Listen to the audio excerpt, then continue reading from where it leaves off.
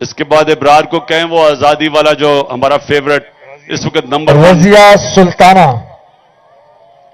رضیہ سلطانہ کہاں ہے جی؟ عثمان. اس کے بعد وہ ابرار کو کہو وہ آزادی کا لوگوں کو ذرا وہ آزادی میں جوش ڈلوائے. جی مجھے کہاں اس کا اس کے بعد جی، اس کوشچن کے بعد جی.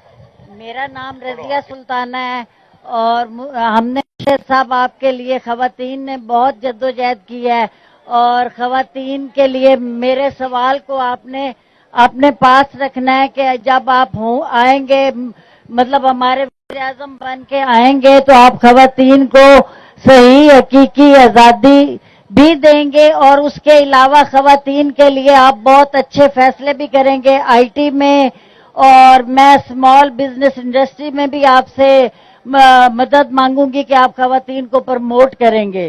لیکن ہم اس وقت اپنے حقیقی آزادی کے جذبے کے لیے چور چور ہیں. آپ ایک کال دیں ہم دیکھیں کہ ان کا حشر کیا کریں گے.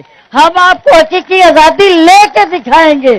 آپ یقین کریں کہ جس وقت یہ پی ڈی ایم حکومت کا نام آتا ہے تو میرا کلیجہ کھول اٹھتا ہے. میں آپ کو حقیقی آزادی لے کے چل دوں گی.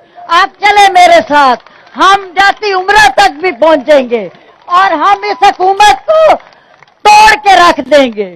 ہمارے جذبے کسی سے کم نہیں ہیں. ہم مرتے سے بھی آگے جا کے ماشاءاللہ چاہتے ہیں. ماشاءاللہ. سنیں ذرا، دیکھیں سب سے پہلے تو یہ جو بچے بھی اب تحریک انصاف میں آپ کو نظر آتے ہیں وہ کیوں آتے ہیں؟ کیونکہ ان کی والدہ کی وجہ سے.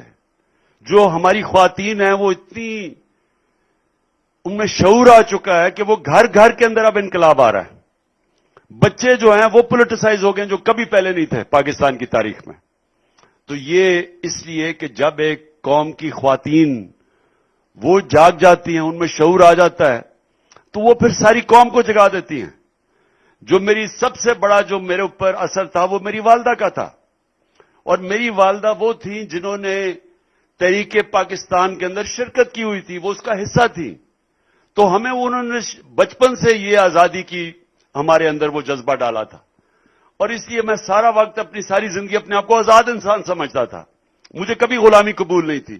اور ماشاءاللہ آج ہماری خواتین جس طرح میں دیکھ رہا ہوں کہ بچے بھی سمجھ گئے ہیں آزادی، تو یہ بہت خوشائن چیز ہے. کیونکہ جب ایک دفعہ ایک قوم میں شعور آ جاتا ہے پھر وہ خود ہی اپنی آزادی پھر روک کوئی نہیں سکتا. دیکھیں کیا ہم نے کرنا ہے. میں جب آپ کو ایک چیز سمجھا رہا ہوں کہ آزادی آتی ہے انصاف سے، رول آف لا سے. جب لیول پلئنگ فیلڈ، جب قانون کے سامنے سب ایک برابر ہو جاتے ہیں، جب آپ ایک معاشرے کے اندر انصاف قائم کرتے ہیں تو اس میں پھر سب آزاد ہو جاتے ہیں. آپ کے گھر کے جو ملازم ہیں ان کے بھی حقوق آ جاتے ہیں. ہر کمزور طبقے کے حقوق، کسان کے، مزدور کے. مغرب کے اندر کیا ہے؟ سب کے حقوق ہیں. وہ سب جب لوگوں کے حقوق آ جاتے ہیں وہ آزاد ہو جاتے ہیں. پاکستان کا مسئلہ کیا ہے؟ ہمارا مسئلہ یہ ہے کہ طاقتور کے لیے ایک قانون بنا ہوا ہے، نیچے جو لوگ ہیں ان کے لیے دوسرا قانون ہے. ان کو انصاف نہیں ملتا، اوپر بیٹھے وہ انصاف کے اوپر چلے جاتے ہیں، وہ قانون کے اوپر چلے جاتے ہیں، این آر او لے لیتے ہیں چوری کر کے بھی.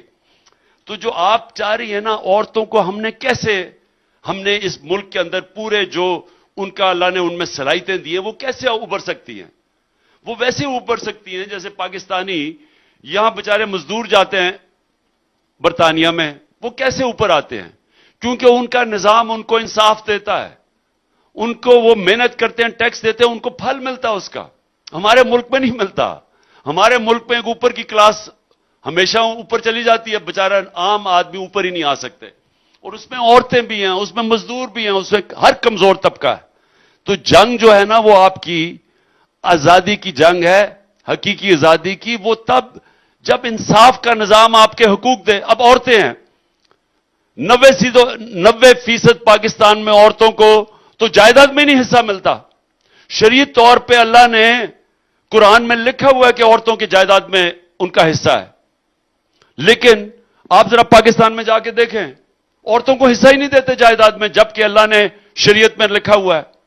تو میں یہ کہہ رہا ہوں کہ وہ اس لیے طاقتور عورتیں لے لیتی ہیں اپنا حصہ، وہ بیچاری کمزور عورت نہیں لے سکتی.